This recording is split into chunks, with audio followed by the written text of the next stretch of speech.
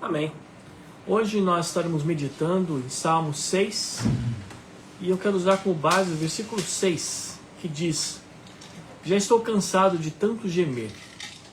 Todas as noites faço nadar a minha cama. Molho o meu leito com as minhas lágrimas. Quero usar como tema de hoje a cura da alma, quando o Espírito Santo toca as feridas que ninguém vê.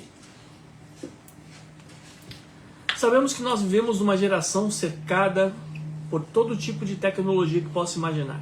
Cada dia inventa alguma coisa nova que assusta. Informação então nem se fala. O que mais temos hoje no mundo é informação. Seja certa, seja errada, seja com base sólida, seja sem base nenhuma. A informação e a comunicação é o que está sendo mais usado nos dias de hoje. Só que ao mesmo tempo, nós estamos vendo que todos estão sendo assolados por ansiedade, depressão, solidão, medo e esgotamento emocional. E nós sabemos que na igreja também não está sendo diferente. Nós vemos pessoas sentadas nos bancos das igrejas que amam a Deus, mas estão quebrantadas por dentro. Estão cantando na igreja, mas estão feridas.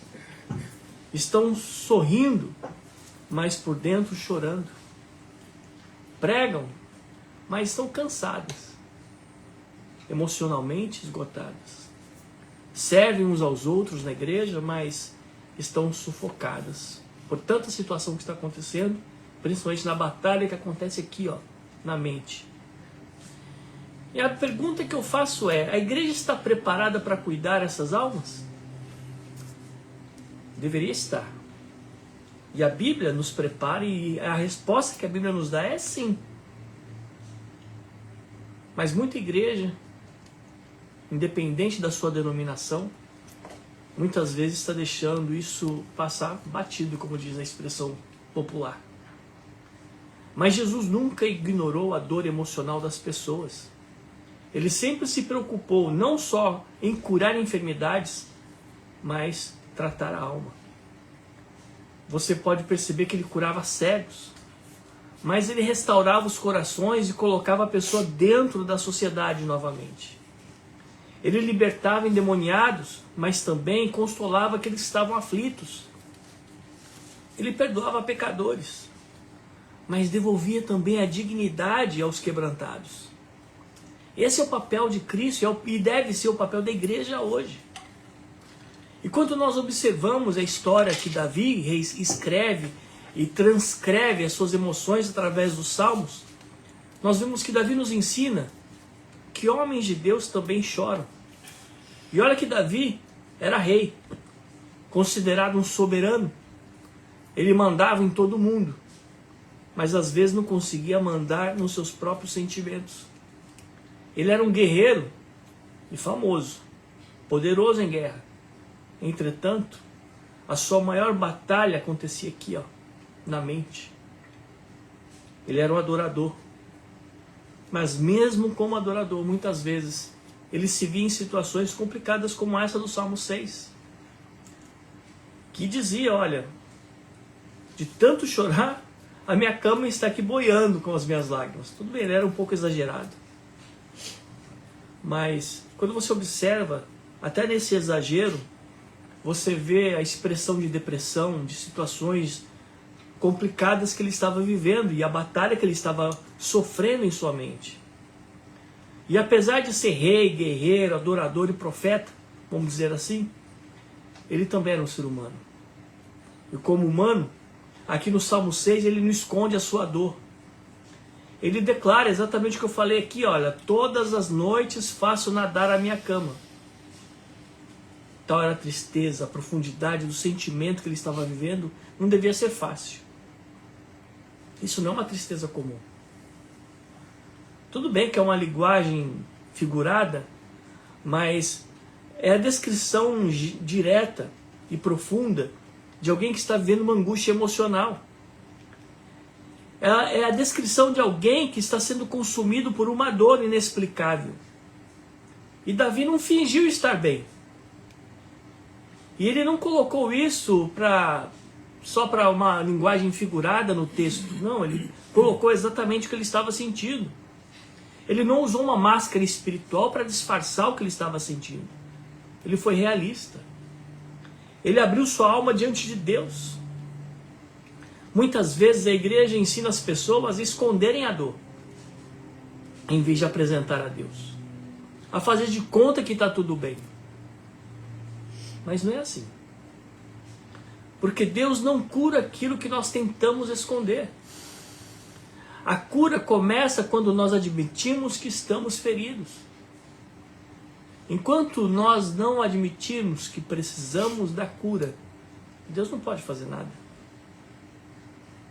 Nós precisamos falar: Deus, eu preciso, eu necessito, eu estou ferido, eu estou machucado. Se abra para Deus. O Espírito Santo não veio apenas para nos dar dons, mas ele veio também para curar feridas. Quando falamos sobre o Espírito Santo, normalmente nós pensamos logo em profecias, falar em línguas, milagres, poder. Mas Isaías revela uma outra missão do Espírito Santo. Em Isaías 61, lemos que diz assim: o Espírito do Senhor está sobre mim. Ele me enviou para curar os quebrantados de coração. Olha só que profundidade desse texto. Observe que antes de milagres, antes de sinais, existe uma missão de cura interior, revelado aqui pelo texto. O Espírito Santo é especialista em entrar nos lugares que ninguém consegue alcançar. Ele toca as memórias, ele toca os traumas, ele toca rejeições, ele toca abandonos, ele toca feridas de infância, ele toca dores que ninguém consegue explicar. O Espírito Santo faz isso. Existem lágrimas que nunca saíram pelos nossos olhos, mas o Espírito Santo as conhece. A alma ferida distorce toda a visão da vida. Muitas vezes nós não conseguimos enxergar com as lentes de Deus porque a nossa visão está embaçada pelo sofrimento da nossa alma. Uma alma ferida consegue enxergar apenas aquilo que a dor mostra. Uma pessoa passa a acreditar que ninguém ama, que ninguém a quer, que nunca vai melhorar, tudo por conta da dor. A alma ferida não consegue enxergar a ação de Deus e pensa que Deus abandonou, que não possui valor porque ela se vê tão desvalorizada por aquela dor.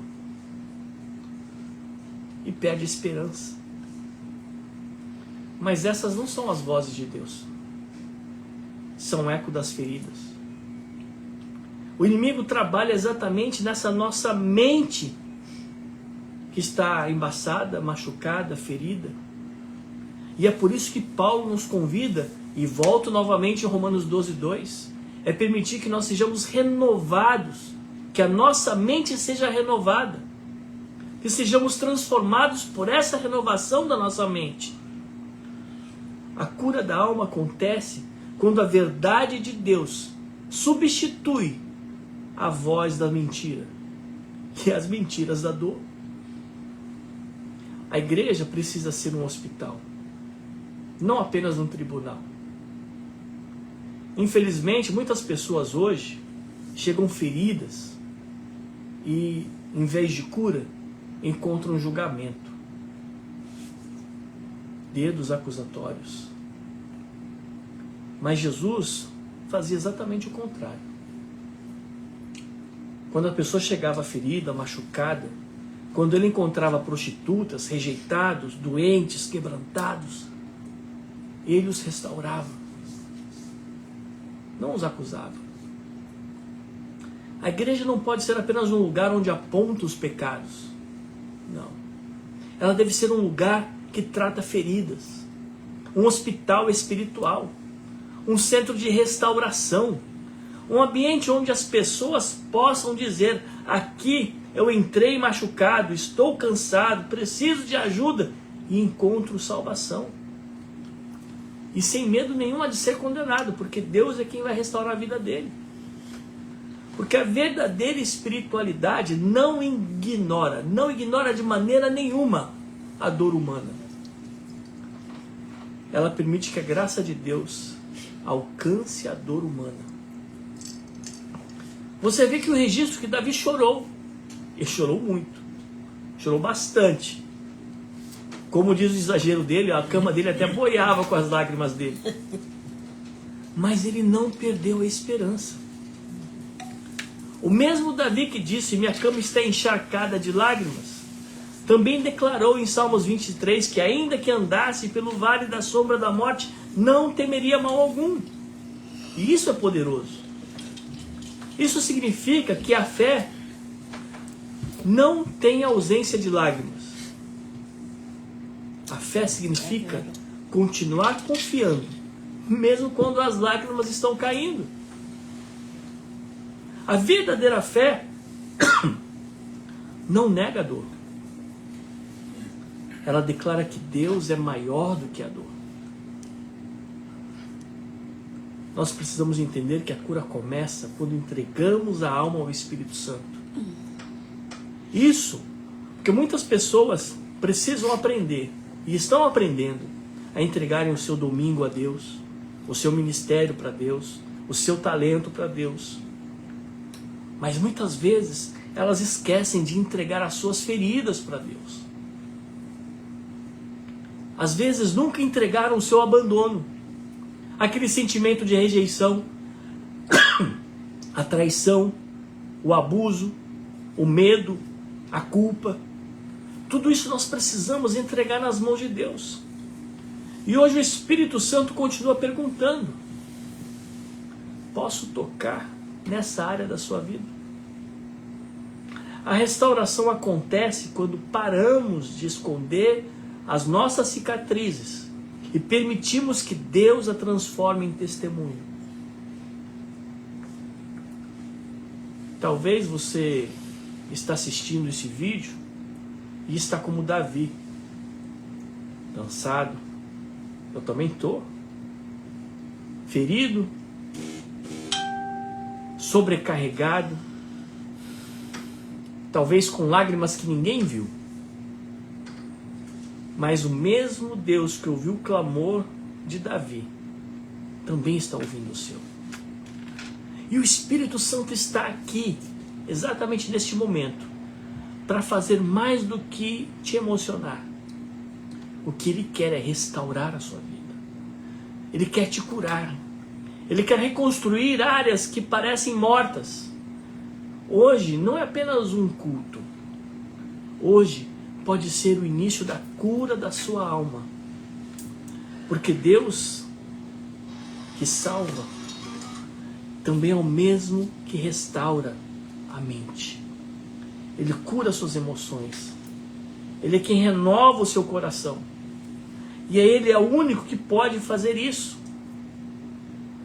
E aquilo que o sofrimento tentou diminuir ou destruir a sua vida, o Espírito Santo transformará em testemunho para que a glória de Deus aconteça em sua vida.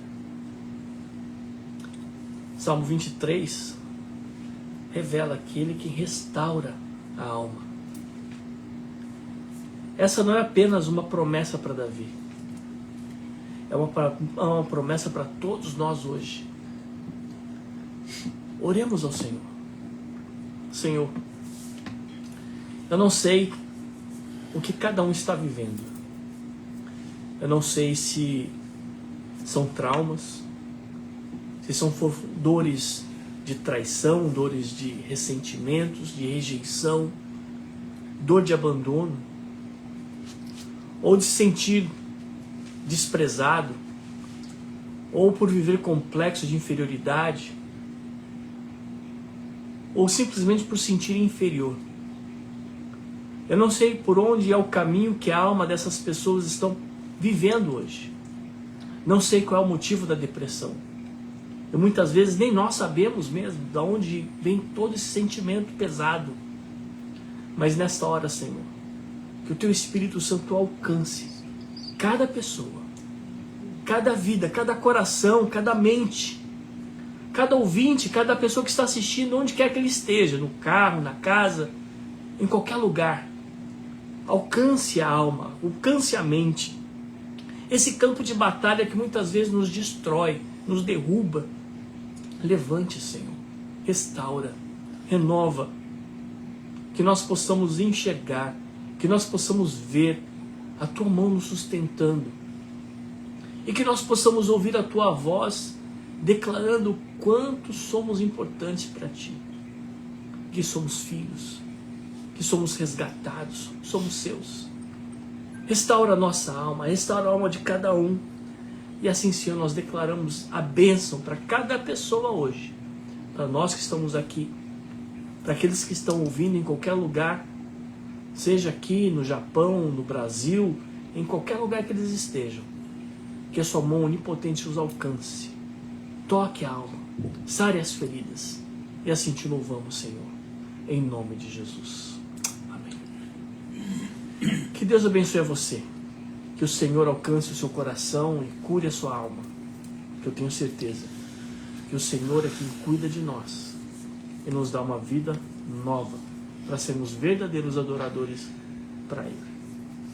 Não esqueça de dar o seu like, de compartilhar esse vídeo com alguém que você sabe que precisa, e o mais importante, continue firme com Deus, buscando ao Senhor, porque só nele você vai encontrar a verdadeira restauração. Que Deus abençoe, em nome de Jesus.